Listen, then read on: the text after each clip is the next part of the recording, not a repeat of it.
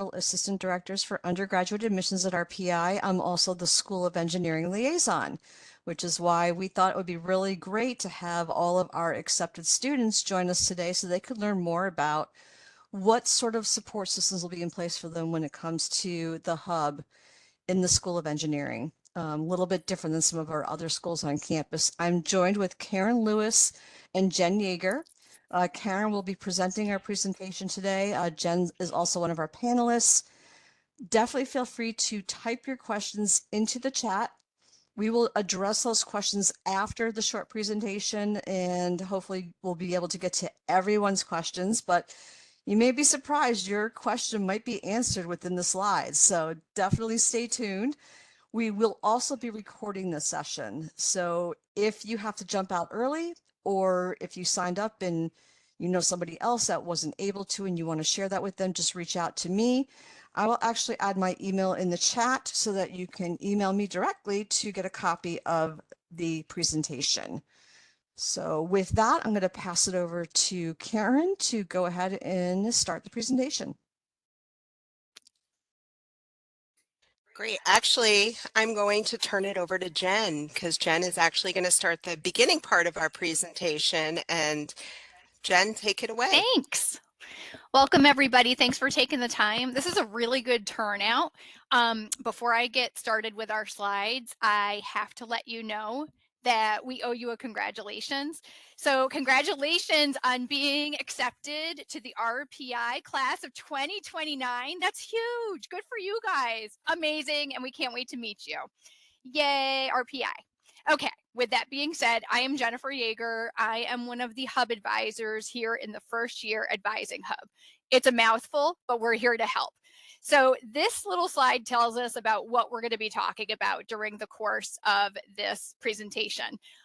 Again, like Randy had said, if you have questions, you can hold them to the end. We either might answer them and we'll go through and you can type them into the chat and we will take care of you at the end of the presentation. So we're going to talk about who in the world the SOE Hub is.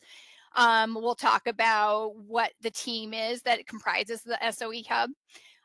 What happens after your very first year at RPI as a student in engineering. We'll talk about the different majors we have in the School of Engineering and if you want to do a dual degree. We talk about how the hub supports you as an undeclared engineering student. And then, of course, the main event is the questions. So we will leave tons of time for the Q&A at the end because that's part of the reason that you are here. Next slide, please. So here we are. We are the School of Engineering Hub. This is a first year advising hub. So we are academic advisors. We are dedicated advisors here in the School of Engineering at RPI, and you can see us all here. We are all responsible for advising different majors here in the School of Engineering, but that comes with a caveat. When we're onboarding you as a new student during the summer of 2025, we will be advising as a team in a team advising model. So we are able to advise across all of our majors here in the School of Engineering. And then once you actually set on foot in campus and you're here and you're doing your orientation and all of that fun stuff, then we transition and you will know who your hub advisor is. So you have support right from the get-go when we start talking this summer about your very first schedule as an RPI engineer. Next slide, please. So this is a very cute slide that shows you the different levels of advisement here at RPI. We are your hub advisors in the School of Engineering first year advisement hub. And you're also going to have a faculty advisor once you get to be in your second, third, and fourth year at RPI. So we're shaking hands with the faculty advisors because we work very closely with them, making sure that you are fully supported. If you don't remember anything else that we talk about today, just remember that the School of Engineering First Year Advisement Hub is here to help and make you successful at RPI.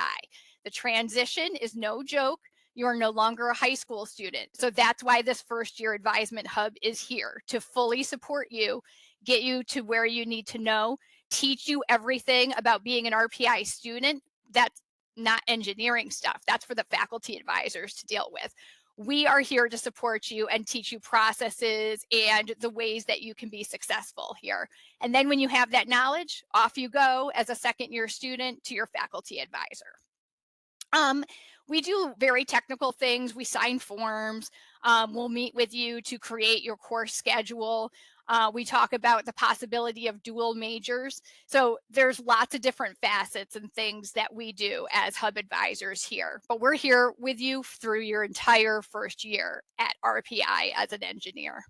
Anything that I should add on to that? Because this is a major point of contact here, Karen. Anything else there? I think you covered it. Okay. Primarily, it's a partnership that we have, and you know, the faculty serve a purpose in a mentorship fashion where we work out the logistics. That's probably more of a summary, but of what Jen said. But yes, that's what we do. Great. Thank you. Next slide, please. So where are we? So this is very important. If you are a student, an accepted student, and you're going to be coming to visit us at the accepted student celebrations, one in March and one in April, you can actually come to the Johnson Engineering Center, which is where our first year advisement hub is located. If you look at the campus map, you can see we are smack in the middle of the RPI campus. And again, during those accepted student celebration days, you will have access to the JEC building. So you can come see where the home of engineering is. And when you get into the JEC, we have a nice little space. We're very lucky here in the first year advisement hub because our offices are located right inside of something that's called the Ansel Lounge. Oh, that's not right. It's the lounge outside our office, and our students work there. We have students working out there right now. So it's a really centrally located area for our students. Next slide, please. So here are the engineering majors here in the School of Engineering. We have aeronautical engineering, aerospace engineering. When you get to biomedical, you'll see two little bullets there. That's only because pre-medical biomedical engineering is a concentration that we have in the School of Engineering. We have chemical engineering, which is pretty unique, civil engineering, computer and systems, electrical engineering, environmental, industrial and management, materials, mechanical, nuclear, and we have lots of students that come in as undeclared engineers, not quite sure what type of engineering that they want to pursue. So that's important to mention because Karen's going to talk about that in a couple slides time about what it looks like to be an undeclared engineer here at RPI. Next slide, please. So if we're talking about engineering majors, we have some data from our CCPD, which is essentially our career services office here at RPI. This is from 2023, and you can see the breakdown of the average salaries that RPI students are graduating, going into the field, and getting when they are out in the field in the workplace after graduating. You might say, hey, wait a minute, I want to be an aerospace engineer, or I'm coming into RPI as aerospace. Where's that data? It's falling within the aeronautical data here because back in 2023, aerospace engineering wasn't its own major. Rather, it was a concentration focus track within aeronautical engineering. So you can follow the data for that. And again, we're recording this, so you don't have to write anything down. Feel free to take a screenshot if you want or take a picture, but this will be available to you on the recording. Next slide. I know some folks are yes. having a little, yeah, some folks are having a little bit of an issue seeing the slides, but not everyone. Okay. So it is being recorded, but as you're going through, for those that are not seeing it, if you want to like just elaborate more on what's on that slide so that they can get a good idea if they're not seeing the pictures. Understood. Okay. I think we're ready for the next slide. Actually, I am going to stop sharing my screen for a minute Okay. just to see if maybe sharing again would help everybody visualize things a bit. I'm just going to go back into that mode and then maybe just try resharing. And then Jen, if you want to go on mute, I will resume. Sounds good. Thank you, Karen. Yeah, thanks, Jen. Okay, I don't know if it helped at all, but I'm going to advance to the next slide where we're going to talk more about being an undeclared student. And a lot of you have probably already declared your major, and that's perfectly fine. But one of the things that we emphasize in the hub is that we don't expect you to know what you want to do with the rest of your life when you're 18 years old.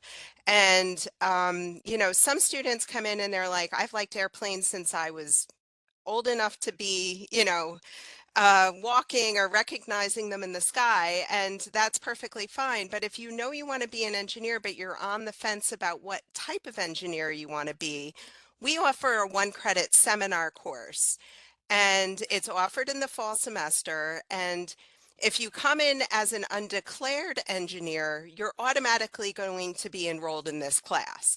However, if you're like a mechanical and you're not sure if you want to be a mechanical or whatever the other major might be that you chose, you're more than welcome to enroll in this course.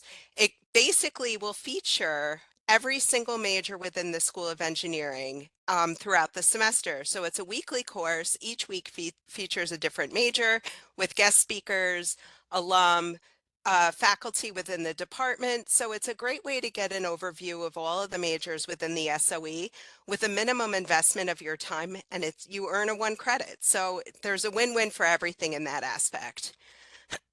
Another thing that we do is we offer a lot of additional 1 credit seminar courses, which you're going to see highlighted in the orange. And for those who can't see it, we have Intro to Materials, Intro to Chemical, we have Intro to Nuclear, Intro to Civil and Environmental. We have Fundamentals of Flight, which is our aero and aerospace introductory seminar. And then we also have Introduction to Industrial and Systems Engineering, which is IME. We have a lot of nicknames for that major. We also have a course called Engineering Processes, which a lot of students who might be interested in mechanical engineering would take, where we put you in the machine shop and you get to build stuff. So it's kind of a fun class, and these are all 1 credit courses that are offered to any major. So exploring other options is encouraged here at RPI. And, you know, if you have questions about those things, the hub advisors are always available to answer questions specific to those majors.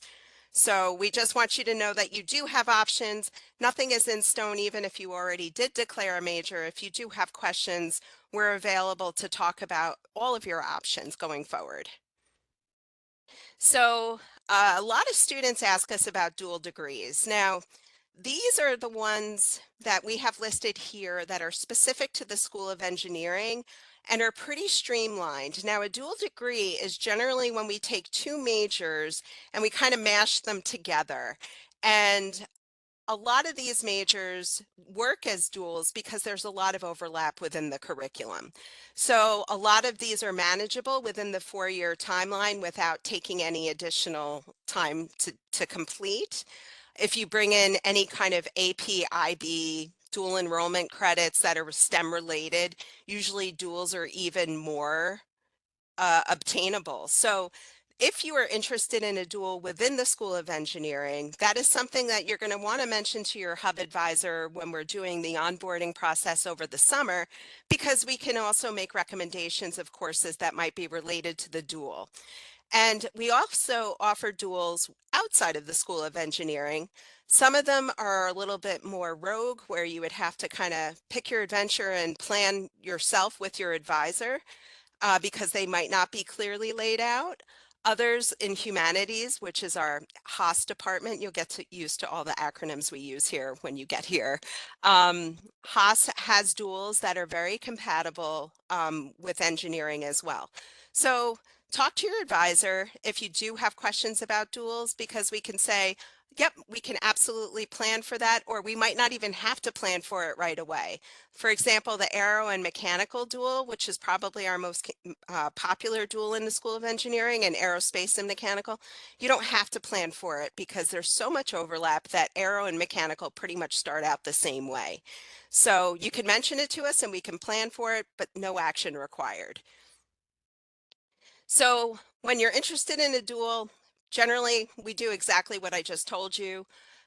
I want to emphasize, if you are a student who took AP courses, IB, dual enrollment, Cambridge, any credits that you plan to transfer to RPI, start planning to do that as soon as possible.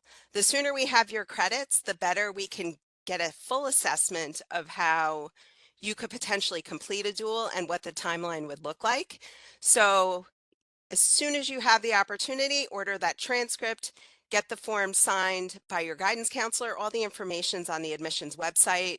And if you ever have questions, you can always reach out and connect with us as well.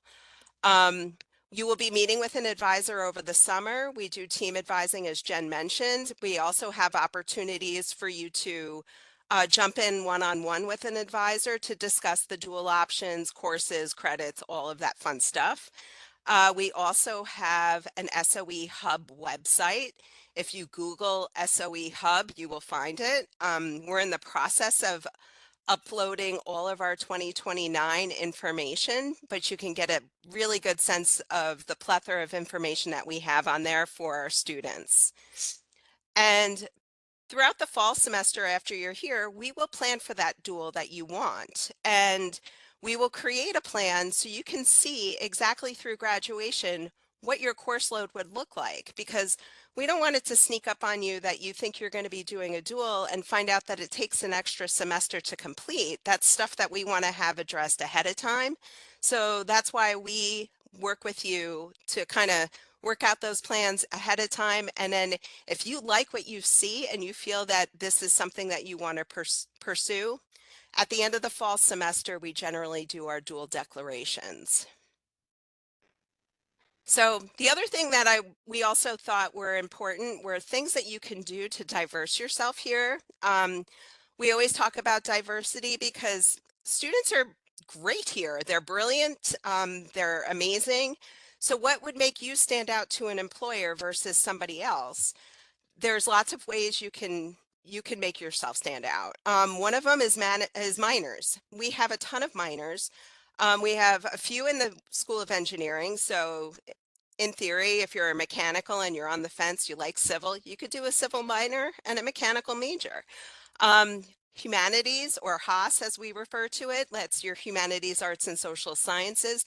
They require you to complete 5 courses within the School of Humanities. And a dual or a minor is generally only 4 courses. So it's actually built into your curriculum if you wanted to do a HAAS minor. And I would say probably about 80% of our students do so. So that is something that we could definitely talk about. We have science minors. I know that civil engineers love geology minors.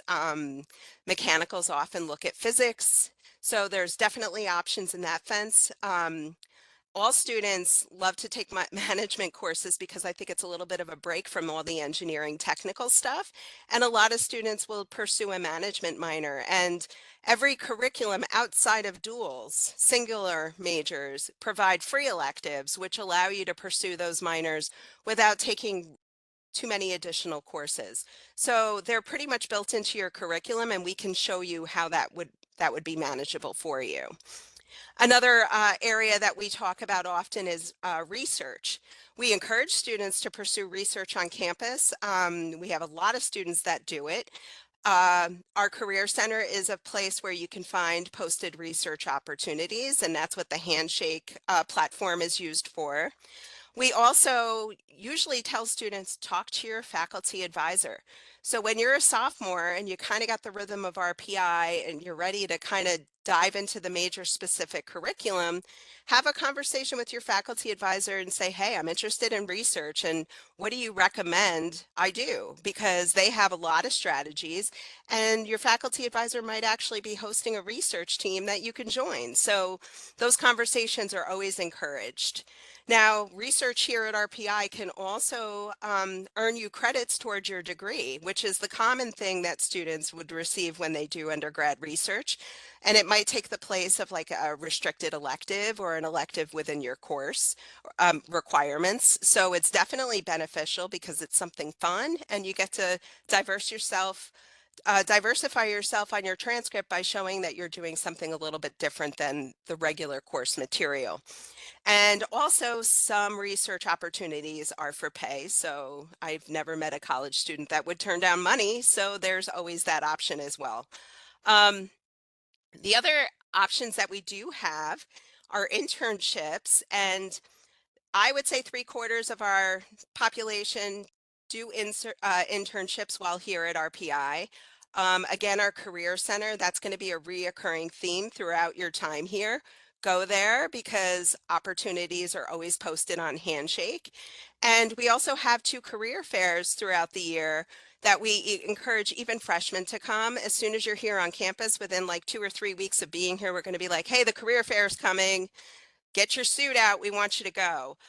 Be a fly on the wall and learn how it works. Watch other students engage if you don't feel comfortable, but get there because we have students that definitely secure internships by the end of freshman year. So it's a possibility and it's always encouraged, and we could guide you through that process. Now, Study Abroad is another program that's starting to ramp up again now that COVID is behind us, knock on wood. Students can study abroad usually after the spring of sophomore year, but we start talking about it in the hub during freshman year because it takes a lot of planning, so we can go over the requirements. We have affiliated and unaffiliated programs, and we could definitely go over what options are there for you. Singapore, Denmark, those are common places that students travel, and the feedback when they come back is amazing. So it's something that we really enjoy hearing about. So if study abroad is something that you're considering as a student, we could definitely talk about that as well. So there's lots of exciting things to happen during your first year, and they all start within the School of Engineering Hub. We generally are your go-to one-stop shopping, and that's why we wanted to meet with you today to kind of talk about those resources. So if you're struggling, if you hate your roommate, it could be anything, you know, we want to hear about it because we could point you in the right direction if we are not the actual source to fix the issue. So we have a network of support, and we wanted to share that. So that's pretty much what we were talking about, and this is our team again, and you're going to get to know us because, like I said, every major comes through the hub during freshman year. So that's the end of our presentation, and we are going to stop sharing and open this up to questions. So I'm going to stop sharing my screen. All right, so one of the questions that came through, and I'm going back in these because there's a couple that came up here, is somebody wanted to know if you offer a personalized dual degree. Can you make a personalized dual degree? I'm happy to answer that. Yes, I have done them. I love them. They're like big puzzles. So usually I have the student come in, and the biggest piece of that, though, as I mentioned previously, is that we really want to make sure that everything that you're bringing to RPI credit-wise is either listed or transferred in, because that customized dual degree is really going to be contingent on what you have, because if it's like zero overlap with the 2 majors, those credits might shave off a full semester for you. So that's where we really will customize everything. And generally, even the pre-formatted duals, which were mentioned in the presentation, those are often customized based off of what you're coming in with, you know? So everybody comes in at a different place. Some students, their high school doesn't offer AP credits, and that's perfectly fine because these are formatted to be in a typical 4-year timeline without those credits. But a customized dual might take a little bit more effort, but we do them all the time. Do you offer a structural engineering focus? That sounds like Karen. It's me again. Yes. Just go on mute for me, Jen. Okay, thanks. So civil engineering offers different concentrations within their curriculum. So structural happens to be one of them. Geotechnical engineering is another. And we have water resource, and we also have transportation. So there's a series of intro courses that you would take as a civil engineer during your sophomore year. and you take all of those courses, and then you get to pick whatever concentration you're going to focus on after completion of those intro courses. So then you get to pick elective courses that would customize your experience based off of whatever that might be. So structural is definitely an option, and Okay. a popular one too. And how, when would we transfer AP credits? Okay, so AP credits are pretty streamlined. As soon as you know your scores, you contact College Board and you pick RPI as the recipient of those AP scores. And we usually get them probably around the earliest part of July, but definitely do it as soon as you can, because then it's off your plate and you don't have to worry about it. So College Board, they have a website, they make it super easy. So that's something that you definitely can do in that aspect. Ooh, also to jump in on that, check out the College Board website, because I believe, if I'm not mistaken, there you get one free send to RPI where you don't have to pay extra money to have your AP scores sent. But check out when the deadline is, because you don't want to get left in the cold and have to pay for your College Board AP scores. Do you offer any dual degrees with chemical engineering? Chemical happens to be one of those majors that is so structured that it would be really difficult to do a dual. I think there might be a possibility of a humanities dual where you can incorporate some of the courses with like economics or something like that. But generally, a dual degree with chemical is very difficult to obtain just because of the structure of their courses. Their courses are offered in very specific semesters with limited sections, so you kind of have to abide by their rules, so to speak. But it's a great major. It just doesn't play well with the duals.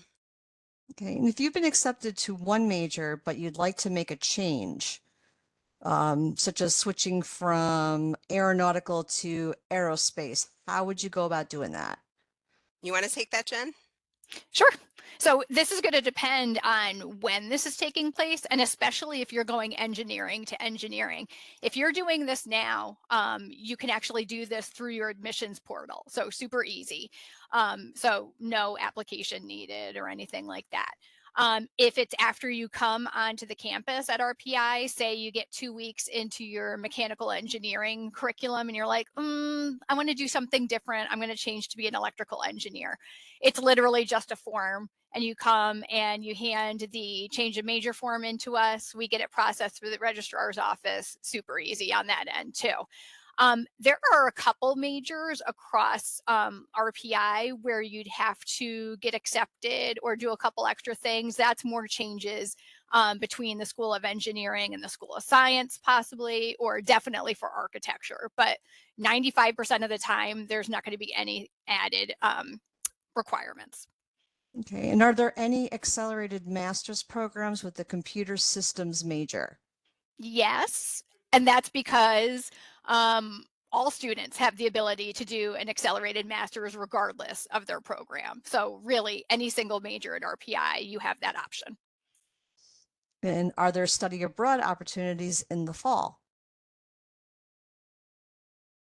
Hit it, Karen. Uh, Fall for now, like when you get here, or fall semesters in general? I'm not sure if I understand the question. I can answer for both. Like, obviously, we don't want you studying abroad until you're a sophomore.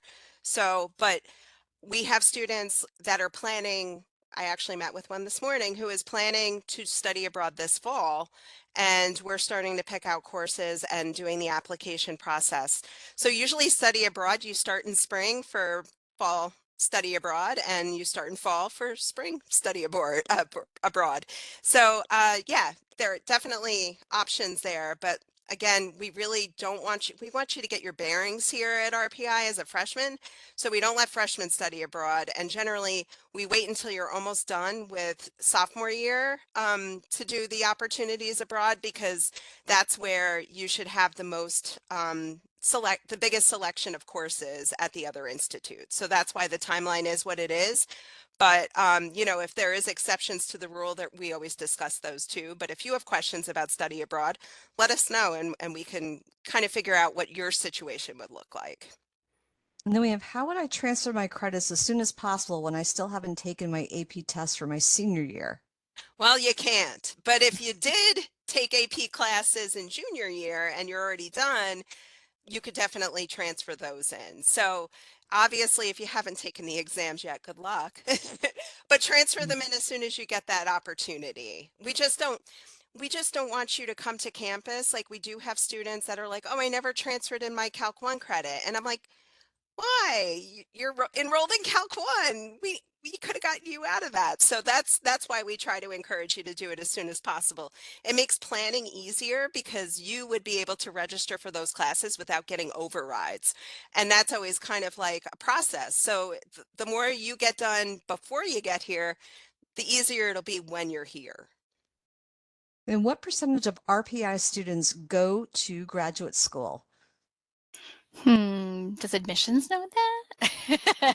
As a I'm first year advisement hub, we're like, we're not sure. thinking it's probably about 25%, except for those that maybe stick around and get their accelerated masters at RPI, which is definitely an option that they can do as well. Do It's you much offer, higher for the accelerated masters. I would say it's probably closer to 35, yeah. 40% for last I've heard about the accelerated masters because it's literally an extra year and students find that it's quite streamlined. They already have established relationships with the faculty that they're working with. So it makes it easier than switching over to another grad school altogether. And another person want to know is, how common is a nuclear materials engineering dual? That is not common at all. Generally, what I would do in that instance is advise a student to maybe pursue a minor in one, or you know, the other thing you can do, which we don't always talk about in these webinars, is if you tell me early on that that's an interest for you, I could definitely set you up to take courses related to both. Like there is a material science course that nuclears take, so there's that overlap. You can also use elective credits to take nuclear courses if you're a materials engineer. But you can also, as say, for example, you are a materials engineer, you could do your master's in nuclear engineering. So a lot of times when duals are not compatible, you know, like say it's going to take you 5 years to do the dual, we could set you up to actually do the master's and the bachelor's in the 5 year time span that it would take to do the dual. So you get more bang for your buck in that way. You get 2 degrees instead of one, and you're probably going to enjoy the experience that much more. So those are things that obviously we can talk about, but not every single major sets up for a dual, but we can always kind of accommodate the workaround to give you the experience you're looking for. And it looks like someone's also asking about, when you're doing the dual in electrical and computer systems engineering, how many additional classes would you need to take to get that dual? It's not even so much about the additional classes. It's when you're looking at your credit load, it's 128 credits for just electrical. And then it just brings it up to like 132 when you do the dual. So easy peasy. There's so much overlap between the two. A lot of the students that do one of those majors will end up doing that dual. Very common. Okay. They also mentioned, what are the common employers, this might be a hard one, that come to the career fair for computer systems majors? Yeah, I'd have to So, lean on the CCPD for that. And I would yeah. actually like go to their website. They have a really good comprehensive website though, guys, and you can see exactly the employers that come there. I don't know off the top of my head, but I do know it's every single company that we work with. Like it's not just IBM because it's computer and systems. It runs the gamut. Disney, anything you could possibly think of. But check out, just do a Google search, RPI CCPD, and you'll see the breakdown. And if someone were not able to attend any of our admitted student days or other visits, would they be able to visit the hub during the week when they are on campus? We're always here. So sure, I they could think pop in. Yeah, I think that the best way to navigate that with us would be to email us. And we have an email address called soehub@rpi.edu. So it's pretty straightforward. If you are looking for that kind of, I mean, we're very busy during the spring because we have required student meetings that are supposed to happen during you'll get to know that process too. But if there's any questions that you have that go beyond this webinar and you are on campus on a random Tuesday, let us know. The other thing is admissions is setting up events that are going to be on Fridays for engineering specific. And that would be an opportunity. We are involved in that where you can meet the hub advisors and ask any questions, that kind of stuff. And Jen and I are in this space called the hubs, and you can see Jen right over my shoulder there. So this is where our meeting space is. That's a really good point, though. We are participating in that, where if you guys get at the end of your campus tour, we'll be set up at a table to answer questions, which is really good. Good segue. That's a good one too. What is the difference between biomedical engineering and pre-med biomedical engineering? You want to take that? I'm happy to answer. Yeah, I lost my mute button. So the difference between biomedical and pre-med is that pre-med prepares you basically for your MCATs and for medical school. So there are very specific requirements, including humanities requirements, biology, different courses that you need to take as part of the preparatory for MCATs. And the pre-med track will include those into your curriculum, where the biomed straightforward major, if you're not planning on going to med school, I don't suggest you do the pre-med track. It gives you a little bit more flexibility. The pre-med is very regimented because it needs to be. It kind of limits the number of transfer credits that can come in because med school does not like a lot of transfer credits. So we do have an advisor who is specialized in going over that with students who are interested in the pre-med program. And if you do want to pursue the pre-med track, you would definitely want to let us know in the summer so we can make sure that you're aligned with that, because some of our advising is a little bit different than the general population of engineers. I would say take a Haas inquiry course and do these things. All of that will make sense when you're here. However, pre-meds do it differently and don't do that. So definitely, if pre-med is something that you're considering, I want you to definitely emphasize that to any of the hub advisors when we get in touch with you in the summer. I think this is another career professional development question, but they're wondering about some of the internships, companies that would come in for specifically mechanical aerospace engineering, if you know any of those off the top of your head. So many. I'm going to pull up the Career Center and I'll share my screen because I want people to be able to fully understand what the opportunities look like. Let's see here. And while Karen's doing that, I wanted to speak a little bit to the dual majors.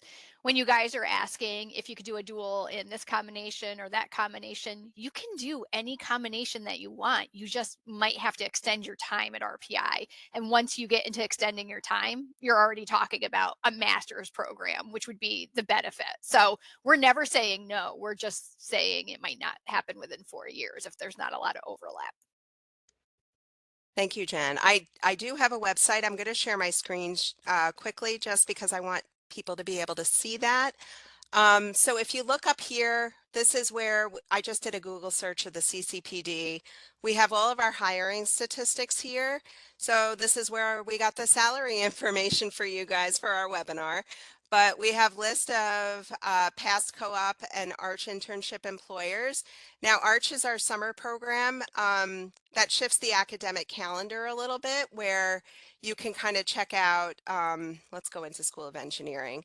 So you're going to see the list of employers that support obviously your arrows, and it's broken down all here. Obviously NASA is one of them. And you're also going to notice that there's going to be a lot of redundancies. And that's something that we try to emphasize in the hub, is that a lot of the engineering majors, as much as they're specialized in their own field, they're interdisciplinary. So, you know, you might have a mechanical working alongside an electrical on a specific vehicle, and you might have a civil engineer working with an environmental engineer. Environmentals have to survey the land before a civil puts a building on top of it. There's a lot of different overlaps in many different capacities. So even if you're dedicated to a major, you might find yourself doing things outside of what the norm would be for that particular that particular major. So if you're interested in any of these, in any of this information, I would definitely pop over to the CCPD's website. Like I said, this is probably small to look at it on a screen, but we have a very long list of relationships with employers, and it goes on and on. So to answer your question, I think it was specific to arrows. Was that correct? Aeromechanical, pretty much probably any major. Yeah, let me get I down to think that- mechanical. You're going to see me scrolling for a few minutes.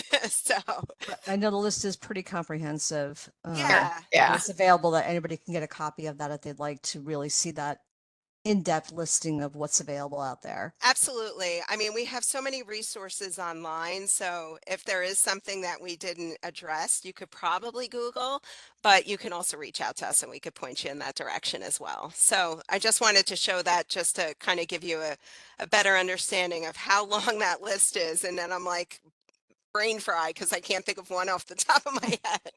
There's a All lot. right.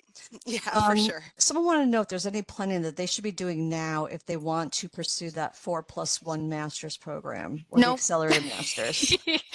Really enjoy freshman year, enjoy the transition, come hang out with us. We can talk about it, but you're not doing any planning really until you're starting to like look at Arch and sophomore year, and then definitely junior year is when the application happens. So it's nice to be ahead of the curve, but not at this point. No. And I think this is about wanting to know whether or not that they can sort of test out of courses. But this one person wanted to know is it required to take an intro to 3D modeling course for aerospace engineering if they've got already almost 4 years of experience doing that kind of work?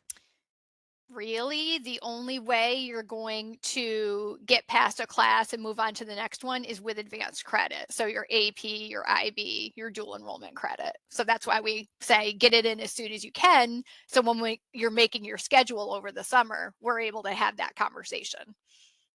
Okay. And if you were accepted as an undeclared engineering major and you decide you want to declare your major before you start your freshman year, can you do that?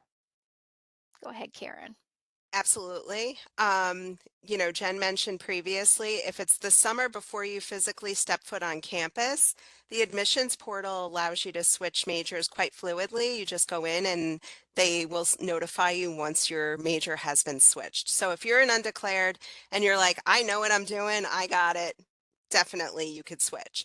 Now, that holds true for all majors actually. So if you're a mechanical and you want to switch to civil, you could do that. You could do pretty much anything if you wanted to switch to management and leave the School of Engineering altogether, which we don't encourage, obviously, but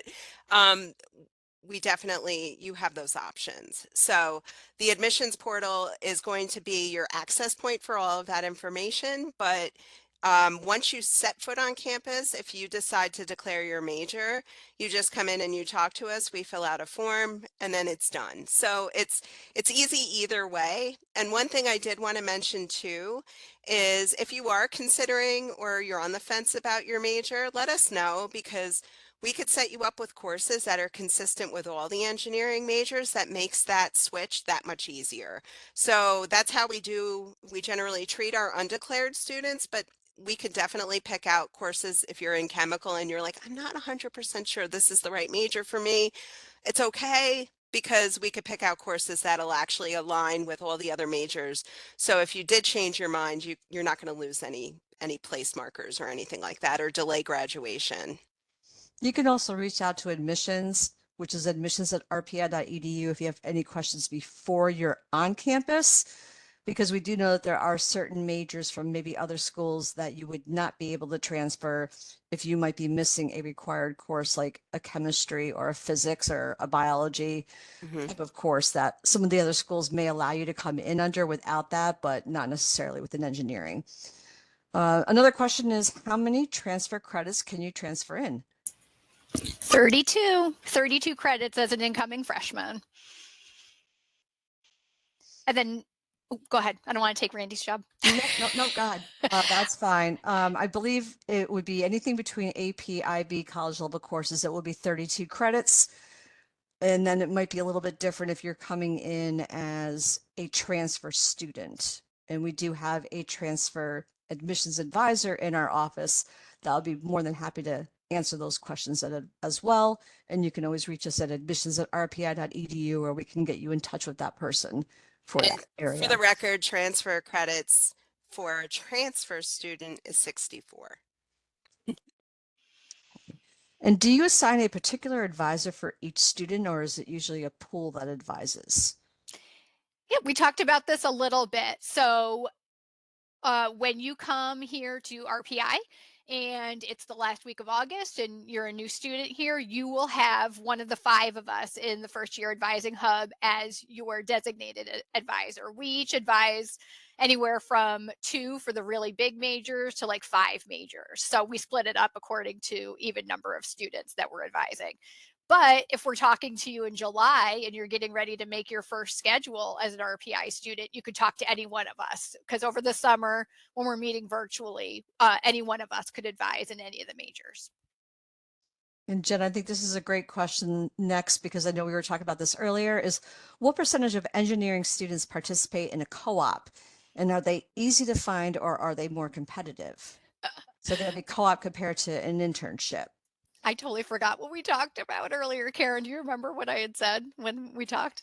I'm happy to address that if you want. We don't have a percentage per se. I think the Career Center was telling us that internships are way more popular just because they're only a 1-semester commitment. So co-ops are generally a 2-semester commitment, whether it be like a summer opportunity that would follow through into the fall semester, or sometimes a co-op would be a spring semester that would end at the end of the summer. So it's a longer duration of period. We definitely have students that do them, but I think the drawback, believe it or not, is that often a lot of students don't want to be away from campus for that long. But the positive things about a co-op is a lot of times when you do a co-op, the experience would be so fulfilling, because internships is kind of, it's a short duration. So right when you're getting into the work, you're probably going to end up coming back to school, So a co-op allows you like an 8-month window where you're working and you can really truly get a sense of the company and the experience of what you're doing. And in my experience, and I've been working at RPI for 10 years now, I've had a lot of students come back from co-ops with job offers because they were able to establish their work ethic with their employer and determine that they really enjoyed the work that they were doing, and that would follow through with what they would be doing upon graduation. So I don't have the specific numbers. Again, the Career Center was supposed to publish that information for me. And we didn't get that in time for this webinar, but it will be on their website. So I highly encourage you to follow through to check that out. And we do have co-op employers. There's a lot of overlap with the co-op versus internship. And students definitely utilize that because it is a great opportunity. I had a student who did so many co-ops, it took her 6 years to graduate because she was having so much fun. So I think it's definitely whatever you really want to make of this experience, we can make it work for you. And you just have to be open-minded and willing to go for the ride, So I Another hope great that helps. question. Yeah. Another great question is about robotics. I know we have a lot of people that are interested in robotics, even though we don't have a specific robotics engineering major. What sort of programs would have that robotics focus? Electrical engineering has it, computer and systems engineering, mechanical, and there might be others that I'm forgetting, but those robotics classes come into the mix in your engineering electives classes. So it'd be a little bit later on. And then we have do you offer a +1 MBA? I do know this one. That MBA accelerated master's would be a 1.5-year program, just because it is a Actually, little they're bit longer. switching. Are they? Yeah, they're This is making, hot off the press. Yeah. yes, 36 credits. So it is going to be truly a 1-year program for the accelerated. And we actually work very closely with the School of Management. because there's a seminar situation that first year students can get involved in if they are interested in doing the engineering to MBA, where we would set you up to join that group before the end of freshman year. So we have lots of different information sessions on it, and that plan of study they create with you will carry you right through that 5th year. So it's a great program, and a lot of students, if you're ever going to be considering any kind of consulting, we always encourage you to kind of cultivate those people skills, and an MBA is a great way to do that. So we could definitely talk about that as well. Okay, this question was specifically for UConn dual enrollment, but I think this would apply to anybody who's doing a dual enrollment in high school about what sort of credits would then transfer to RPI in the dual enrollment programs. So the dual enrollment is a little bit murkier than the APs. APs are pretty standardized. You could find a chart and find out what you're getting. Dual enrollments are really going to be a case-by-case basis. And that's why, again, the emphasis of getting those credits into the transcript, everything into RPI sooner than later would work to your benefit, because they have to be evaluated if they haven't been previously. So obviously we have a huge database of relationships that we've had previously with dual enrollment schools. However, if you're bringing something that might be a little bit atypical, those things would have to be sent to the departments, and then an assessment would be made to determine how it would come in. Generally calculus 1 is pretty standardized. A lot of your like chemistry is standardized. Physics would have to be calculus based versus algebra based. So those are things that we always try to tell students if they are given a choice to choose anything, but that's what kind of clogs the system a little bit, because those things need to be evaluated. And you're going to find that at any school that accepts dual enrollment credits, is that it's really a case-by-case basis. And then there was a question about electives. Person wanted to know if freshmen, first year students would have much opportunity to take electives, or are their classes pretty much set from the very beginning? Well, it depends on the major. We do have, I would say, all of our majors, with the exception of that pre-med concentration, will be taking a humanities course in their first semester called a Haas Inquiry course. And that requirement is definitely something that the students get to choose. Now, we do have free electives, and we have restricted and technical electives that are major specific. The major specific electives kind of hang out because you have a lot of prereqs that you need to get to before you could tap into those. But free electives are anything you want. And any singular major within the School of Engineering, like if you're a mechanical versus a dual, because the duals, we use your free electives to satisfy that second major. So that's how it works. But if you're a single major, you will have 12 credits of free electives that you could do whatever you want, pretty much whenever you want. So we can incorporate a random class into spring of freshman year as an elective if you want to take something that you found interesting. So we definitely can work through those situations. Some students, if they're planning on studying abroad, will save their free electives, because that gives them more flexibility if they go to another college and can't find major specific courses there, but they still want to study there. Free electives would allow that to happen. So it's all about how you kind of choose and plan your future here, but you can do elective credits within the first year. Okay, and going back to internships and co-ops, they want to know what sort of assistance would RPI give in looking for those internships and co-ops? So I think that the Career Center is a very functional office where you need to make the steps to make the appointment, but they are there to assist you, to point you in the direction of all the resources. And there's a plethora of them. They again have a list of all the employers. They have that handshake platform that you can customize with specifics of what you're looking for to receive notifications of when jobs or internship opportunities present. So there's legwork that's required on your part. I'm not going to give you the impression that you're just going to be handed an internship when you get here. That doesn't happen. You have to do the work. You have to show up to the career fairs. But if you do the things that they recommend, they'll critique your resume. They even have a closet. If you get an interview, you can go to their closet and get a suit or a nice outfit to wear for your interview, and you keep it. So it's something that they work hands-on with you, but you need to make those initial steps. And usually those initial steps start with us, and I'll be like, hey, have you checked in? Did you set up your Handshake account yet? Did you go over to the Career Center? They're literally the next building over from the hub. I can walk you there.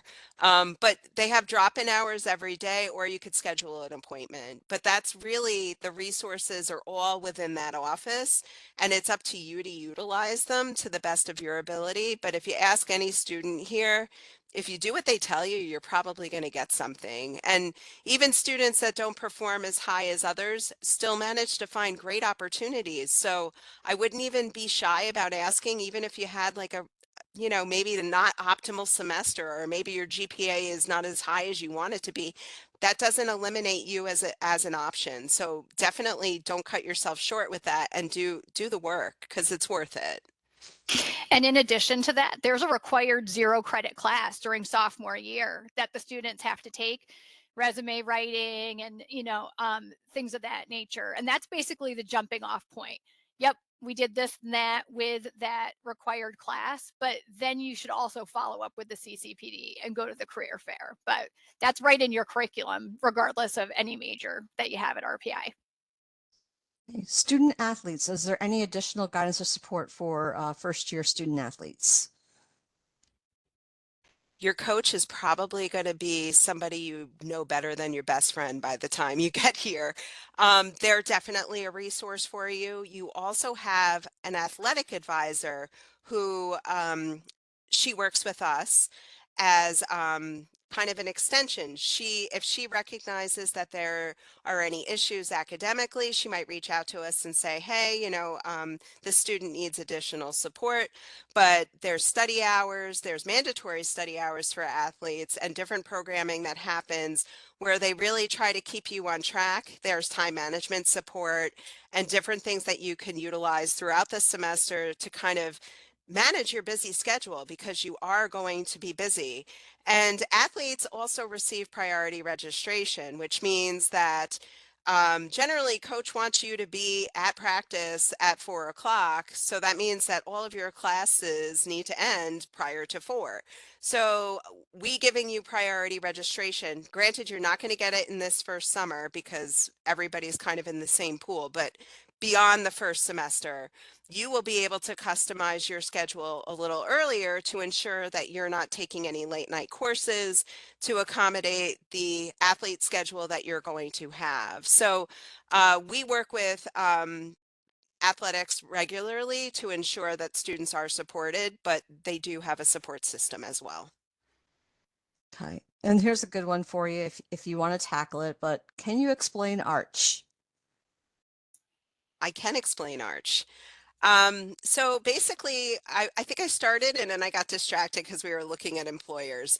Internships often come up when we talk about Arch, because Arch is a shift in the academic calendar. So there's 2 components to Arch. There is the 0 credit course that Jen was describing, that's like the preparatory for getting internships, upload resume, professional development stuff. And that's a requirement. Now, summer semester on campus is generally what students will do after sophomore year. So what they do is, instead of fall spring semester, we shift it where you're going to take summer and then a fall or a spring, and you're going to have an away semester built into the academic year. Now, the away semester kind of gives you an opportunity to pursue different things that might be more competitive, i.e. internships, during the summer. Everybody's looking for a summer internship. Every college, kids are free during the summer. We're looking for internships. We're trying to find opportunities.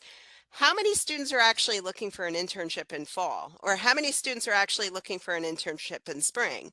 So the opportunity to do those things is a little bit, it's a smaller pool, and it's also just to break things up, to kind of give you a different experience, but keep you on the same graduation timeline that everybody else in your cohort would be. So you're all going to graduate in spring of 29, and you're going to graduate together. I think years ago we interviewed students because we're like, why aren't you doing more of those opportunities where that take you away from campus? And some of the feedback that we got was that they weren't going to graduate with the rest of their friends. And you know what? That's a big deal because you're going to be living with these people for 4 years. You want the pomp and circumstance to be in that final semester. So we kind of shift the calendar to make those arrangements. Now, there's other opportunities that come with that. Like not every student does an internship. There's different engagement. There's research opportunities. Some students use that Arch period to study abroad because it kind of shaves out a semester quite neatly for you. So there's different things that we can always talk about, but that's kind of the overview of what it's required. So that Arch Admin 1030 class that Jen was talking about is the first component. And then the away experience is really the second component. And the summer allows the away semester to be within fall and spring. So that's kind of how it all works out. There's definitely exceptions to the rule. Certain demographics of students can't participate in summer. For example, if you're like an ROTC student, you have drill requirements that would not allow you to be on campus during summer, but there is definitely a presence in summer, which we enjoy because it used to be really quiet here. But that's kind of the overview. And I think this next question pertains to pretty much any dual major, but they're looking specifically at computer and systems engineering with electrical engineering, and if they could still be able to do that +1 MBA, like how would it interfere? So I think that would apply to any dual major overall. Yep. Could the students still then go on for that +1 MBA? Absolutely. Yeah, that would have no impact. And then they also mentioned what dual degrees are possible with mechanical engineering. And I know we had mentioned nautical, aerospace, nuclear work nicely with mechanical. Not sure outside of engineering what works well with that maybe you guys can answer that question. Definitely humanities, like any hostel, like a lot of students actually gravitate towards economics because as an engineer, I think having an understanding of like inflation and different things throughout the world, international economics is helpful. So students might take courses within a humanities major to kind of do that dual. Um, there's definitely other opportunities.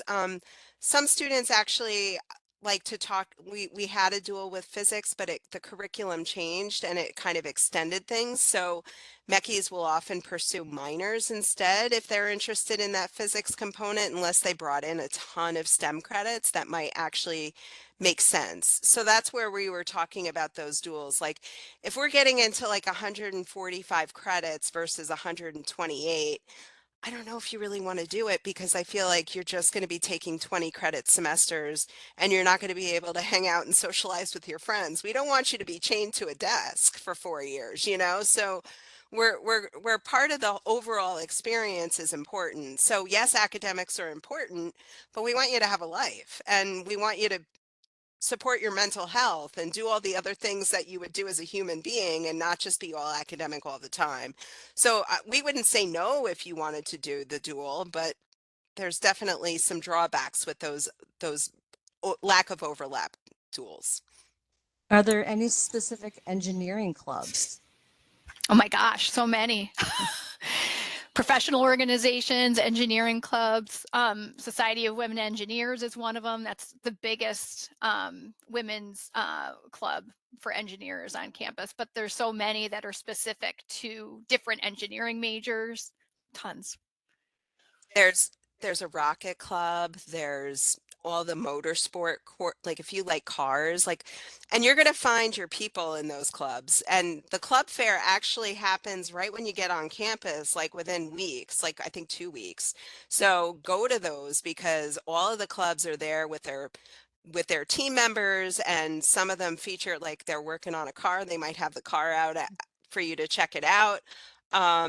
There's Design Build Fly, which is like an aero club. There's Concrete Canoe, which is a civil club. Like there are just so many that um, we kind of tell students to slow their roll a little bit because they're like, oh, I want to do this and this and this and this, and they're all great. And yes, definitely pursue clubs, but also, you know, get the rhythm of RPI too. Don't go crazy. So there's so many options, and you know, you can always look at our student union website where a lot of those are centralized, and you can see the listings of all the clubs that are available too, if you can't remember everything we're spewing at you right now.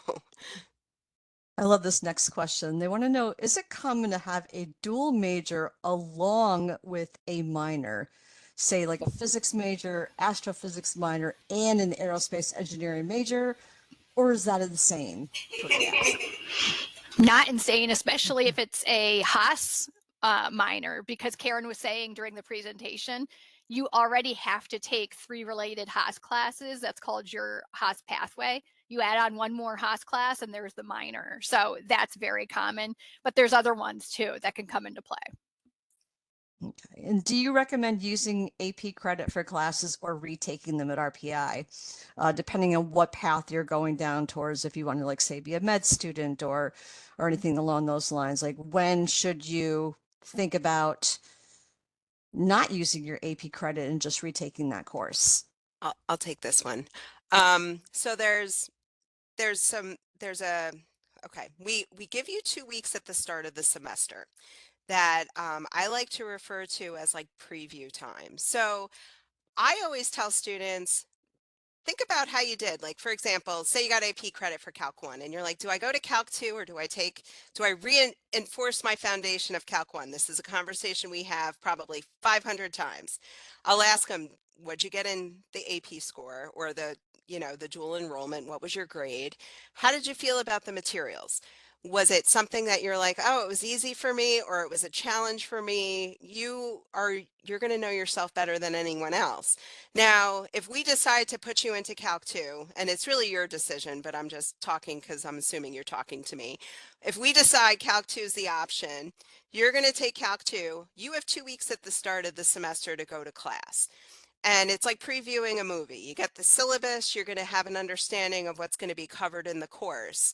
If you change your mind and you're like, oh no, this is way over my head, I'm not comfortable with this, I'd rather have familiar stuff while I'm navigating the unknown of college, that's perfectly fine. During that 2-week window, we can have you drop Calc 2 and then find a section of Calc 1 to register for, and then you could just be in Calc 1. There will be no evidence or trace of that, so it's not going to show up in your transcript that you started Calc 2 and decided to move back. Nobody knows except your advisor or who you want to tell. But it's something that you have as an option, and we want that for you because we want you to be able to go comfortably into the next course. A lot of students actually will go the other way too, where they're going to be like, I want to do Calc 1, and it turns into like a snooze for you because you know all the material. So you're like, I think I want to start Calc 2. So in that 2-week window, obviously, if you're moving ahead, we want you to have it sooner than later so you don't fall behind with new material, but we can make those switches quite seamlessly.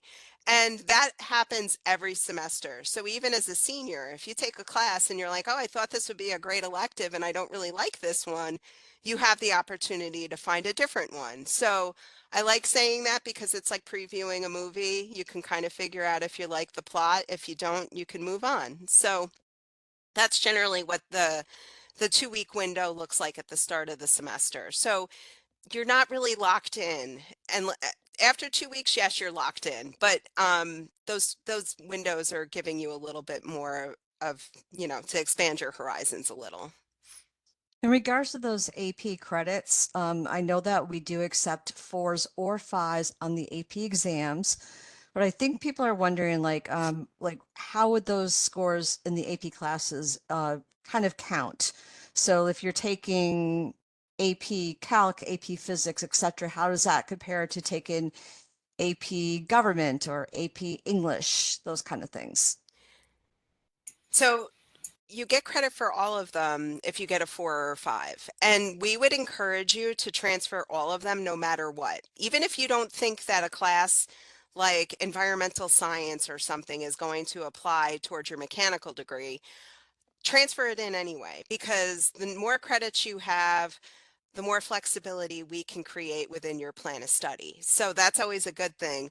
Um, you can apply up to 8 credits of what we consider Haas credits, and that's like your economics, your government, your psychology, your music, English. I I don't know what else I'm thinking of, but at all of those, like whatever you would consider social sciences or humanities, you can use up to 8 credits of your APs towards that core requirement. So those can go directly towards Haas. So we could definitely use, you know, whatever you have. And some of them, even if they're not really specific to the degree, if they transfer in, we can always apply them towards free electives if you wanted to use them in that capacity. So getting 4s and 5s doesn't matter. Your personal assessment in those 2-week windows at the start of the semester, if you feel comfortable in a following course, if it's a STEM class like physics or something. But yeah, just roll with it and get them all in here because we'll put the puzzle together when you get here. Another good question is how hands-on are the classes? Now I know like you have your early classes compared to when you get more into your major. So I think what the student wants to know is how hands-on are you going to be from the very beginning compared to where you might be as you get further into your major?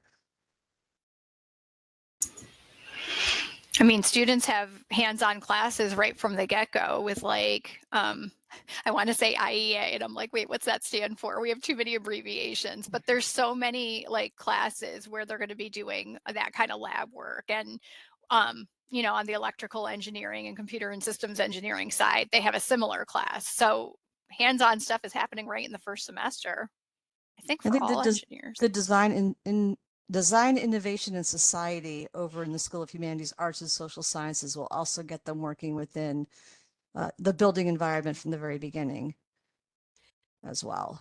Yeah, I mean, full disclosure, a lot of the courses that you're taking as a freshman, and I think you're going to find it at any school, you're in chemistry, there's a lab, so there is hands-on experience, but a lot of the stuff that you're going to be taking are those gen eds that are going to get you to the good stuff. So, we talk about it with engineering specifically because some of the stuff like chemistry and physics, it's kind of similar to what you did in high school. So you're gonna have a grasp of those courses.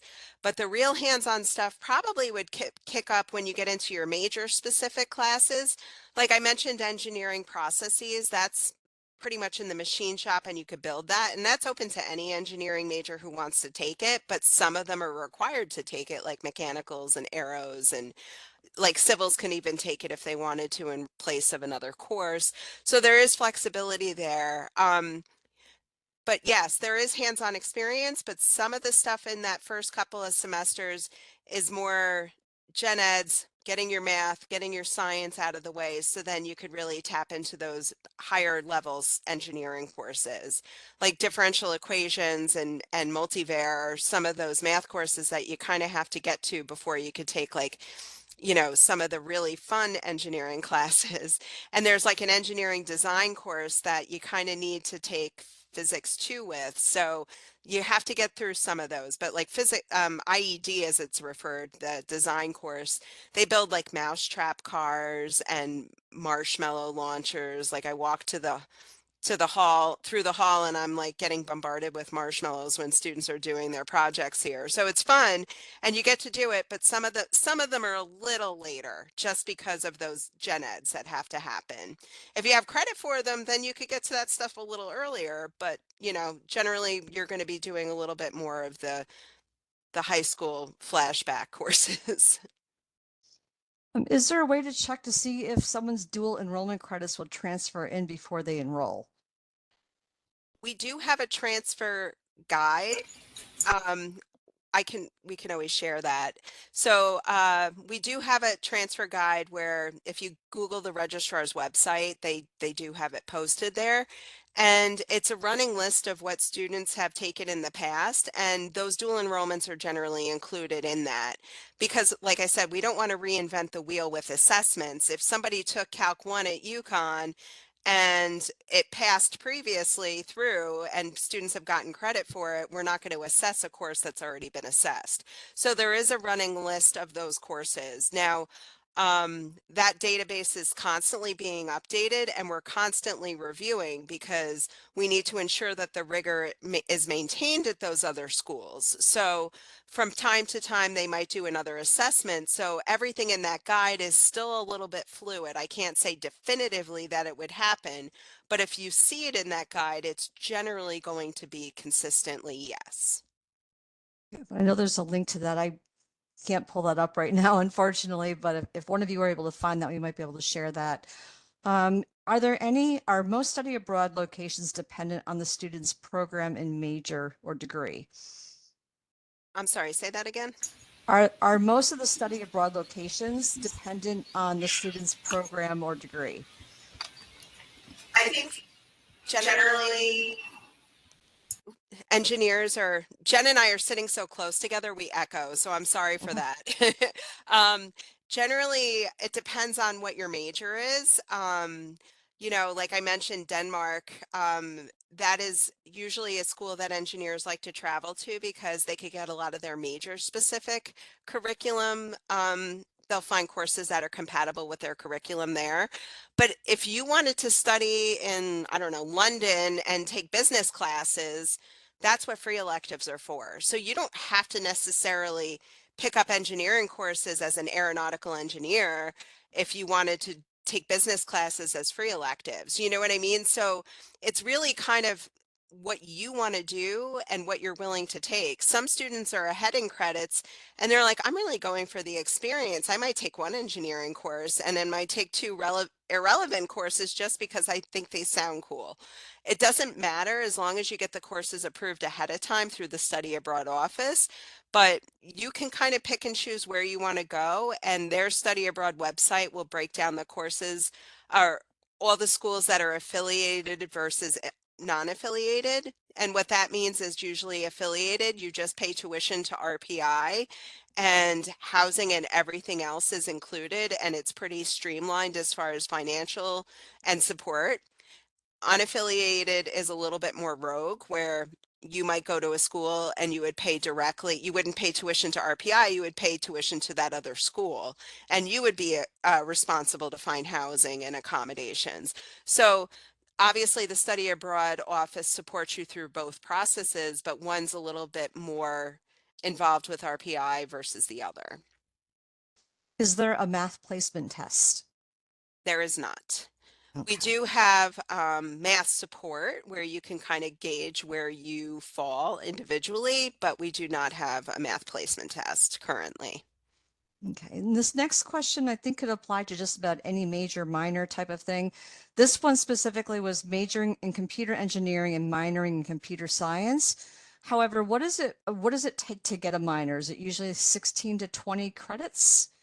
So yes, generally a minor is 16 credits, sometimes 20 depending on the specifics, but computer science is a little bit more complicated because some of them have prerequisite courses. So computer science has 3 courses that you would have to take before the minor begins. So in actuality, if you're not already taking those, like computer systems engineers can do a comp sci minor quite seamlessly because it's already there. But if you're not taking any of those courses as part of your curriculum, then you know, that would be 7 courses total. So that's where a bigger conversation would have to happen with some planning. But I do have students that do comp sci minors all the time, and it doesn't hold them back. It's something, if you enjoy programming, I think it's perfectly fine, you know?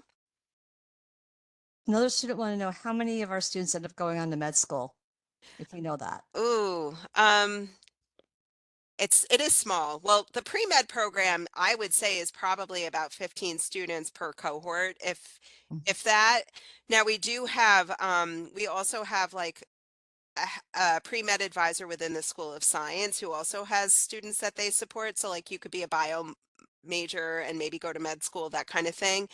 I don't have the specific numbers, but I would say it's probably a fraction of the 15, considering not everybody follows through with it. It is a rigorous program. And some students pursue the MCATs while they're in undergrad, and you know, as a first year hub, we kind of say, okay, that's where we ended. So I don't have that information available, unfortunately. Another person wants to know, does their scholarship continue on for the accelerated master's degree, or do we have something else in place like the half price master's? I believe we're switching, and it is going to be more of the half-priced model, but usually when we have students that are interested in doing any kind of programming beyond the 4 years, we always encourage them to touch base with financial aid, because everybody has very specific packages that are unique to them depending on where you are financially, what you did, what you were awarded, what your financial situation is currently. All of those things are factored in. So we always have them touch base with the Bursar and financial aid office to make sure that a master's program makes sense for them, and any program for that matter, even if you're extending, you know, 4 to 4.5 years because you want to do that dual degree. That's something else we would say, touch base with financial aid to make sure it makes sense. Another person wanted to know, are summer courses offered for engineering, core engineering and science? So outside of those students coming here for Arch, taking their first semester's worth of junior classes, could other students take summer courses at RPI in their major?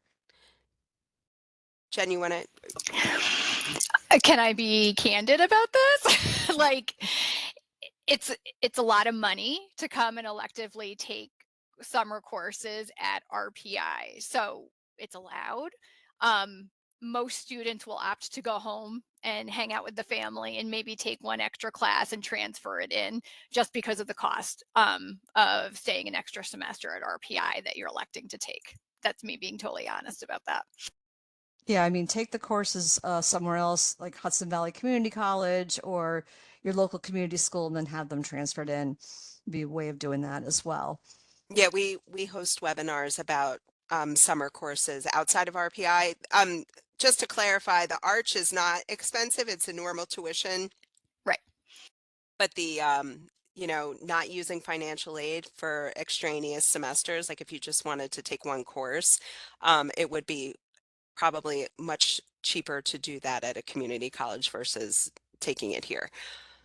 Just a heads up, we do get cut off at 5:30, so Yeah. I don't want to be in the middle of a sentence and it go dark. So hopefully we can Yeah, I'm trying to read through the questions, and I know like a lot of them have kind of been already answered. So I'm trying to find the ones that are going to be pretty unique and have not been already addressed. One here we have is about research opportunities. How easy are they? Are they sporadic? Can you basically count on some being more available compared to others? But I do know that if I you can want to talk be, a little bit yeah. about that. Usually research is up to you. It is very major specific. If you like a professor that's teaching a class that you're in, talk to them about it, because I have students that do research in physics or chemistry, which is obviously not engineering, but they enjoy it and they can earn credit for it. So it's kind of fun. You can do obviously major specific research. We are a research institute, so a majority of our faculty are engaged in some level of research. And it depends really on whether they work with grad students exclusively or they do work with undergrad. We do post opportunities all the time because it definitely is something that students are interested in participating in. So again, it's kind of a similar thing that if you're planning on doing something like that, the Career Center is a great place to start because we post research opportunities there and they're very numerous. I think anybody who wants research can generally get the opportunity. They just have to do a little bit of legwork. Usually tell them that they can do it research as early as second semester of freshman year. Mhm. Yeah, and it could be as simple as basically asking your professor if you could be on their research team or maybe even crossing over with different disciplines. But the opportunities are there. You just basically have to look for them, apply for them, etc. But if you want to do research, we have over 900 students at any one given semester doing research at RPI. So credit, pay, either way, opportunities to get in there. And this is a fun question, but are students mostly from New York or do they come from across the country? And I know that we do have a representation from 48 states and 54 countries in our last class. So we get students from all over the place. So New York, again, probably the majority because the closer you are to the school, the more you're going to get. But as we go further and further out, we do get students from all around the world. And I know one person's asking about orientation. Wanted to know, is it over the summer or is it when you start? So anything that you can address with orientation that maybe the School of Engineering might be involved with when it comes to that process? We could start by talking about onboarding. We'll send out emails to accepted students, or sorry, enrolled students in June. Is that correct, Karen? And then we'll talk about the process of being able to meet with us to talk about their schedule for fall 2025. And that's really how we get the ball rolling in the School of Engineering Hub. And then also you have the opportunity to sign up for NRB, which is another acronym, Navigating Rensselaer and Beyond. And those trips, that's what they are mostly, is trips that you sign up for specifically that will give you the opportunity to arrive to campus a little bit earlier and have that like orientation on campus experience. Actually, you might not be on campus because you're going camping or whitewater rafting or one of the other opportunities that are available. So you're going to be receiving information about signing up for NRB, and I highly encourage students to take advantage of it. COVID kind of changed things where we used to bring everybody into sessions throughout the summer for campus, but we do all of our onboarding virtually. And then we give you the opportunity to have those experiences probably the week before classes begin. So that's kind of what the timeline looks like. So you'll be receiving more information about it, but it's definitely an opportunity that students still talk to me about NRB. And oh, I met my best friend there and we've been inseparable ever since. It's a great opportunity for those ice-breaking moments where you don't really know anyone and you're just going to be thrown into a situation where you're going to have a lot of fun. So sign up for NRB. That's really your orientation experience. But as far as we're concerned, we are going to support you all summer. Pretty much starting from when you graduate from high school, we walk you through the registration process for your fall courses, and we do all things, and we're accessible to you right through the time that you arrive here. Just because we are going to get cut off and lose the webinar entirely in a couple minutes time, I want to make sure we said thank you before it cuts off. Yeah, a lot of people have absolutely. questions for Randy. Randy, are they going to email admissions to be able to get Yeah. the recording? They can email me at morer7@rpi.edu or at admissions@rpi.edu. And any questions that we did not get to, because I know there's still a lot in here, you can still reach us at admissions@rpi.edu. And I'm going to put that email right in the chat. Great.